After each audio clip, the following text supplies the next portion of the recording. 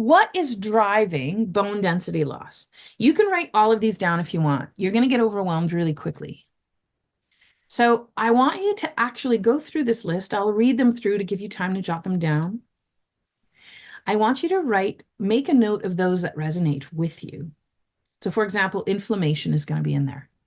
So if you know you have inflammation, I want you to write down inflammation for yourself. There's another one, a soda intake. Well, if you don't drink a lot of pop, you don't have to worry about writing down, stop drinking so much pop, because it's not going to relate to you. I want you to make this a personal one, okay?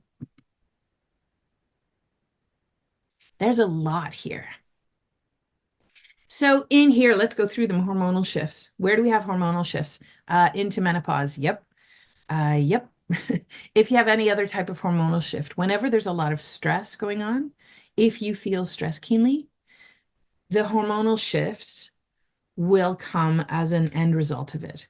So if there's a lot of stress going on, you're producing a lot of cortisol, and the cortisol production steals from other hormones and starts to potentially throw those other hormones off and that balance off. If you have thyroid troubles, so anywhere there is a hormonal shift of sorts, that will be one of the drivers. Inadequate nutrition. If you're not eating not enough of those ingredients you need for all the bone building and bone maintenance pieces, for the osteoblasts, osteoclasts, parathyroid hormone, calcitonin, all those bone growth factors, the growth factors you need, all of the different recipes that your body follows to build bones and to maintain bones, are you getting all of those nutrients? Lack of physical movement and activity. Yeah, movement and weight bearing. Resistance training actually is really helpful. It helps you continuously trigger bone density work in the bones. Yeah, so if you lead a sedentary life because you're sitting at a computer building classes all day long for people. Luka! Okay, do you have a hard time digesting? Do you see undigested food in your stool? Do you get farty, gassy, bloated? That could be one of the contributing pieces. One of the things that can drive bone density loss. If you have any type of inflammation, here I will talk about stress. I will talk about chronic disease, autoimmune conditions. I would also talk if you have any kind of blood sugar balancing issues and insomnia.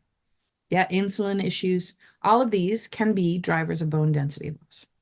If you have blood sugar balancing issues, you're at it, like if you have type 2 diabetes, you're at higher risk of developing osteoporosis. Did you know that? If you have cardiovascular disease, you are at higher risk of developing bone density issues as you age. Dang it. Yeah. Okay, next, excessive caffeine or soda consumption. It has to do with excess potassium. It messes with the ability to properly absorb calcium. So if you drink a lot of Coke or Pepsi or ginger ale or soda all the time, yo, fun. If you drink a pot of coffee every day, poop. Yeah, I know. Okay. So medications they can hamper in a few different ways. They can block calcium absorption. They can also reduce your capacity to actually get calcium into your system. They can also mess with any of the processes in the body that are required to build and repair bones. So check with your pharmacist if this is you. Ask them, does what I'm taking interfere with calcium? And they will tell you, just take a calcium supplement. Do the other pieces we're talking about first, and then bring in the calcium supplement. Yeah.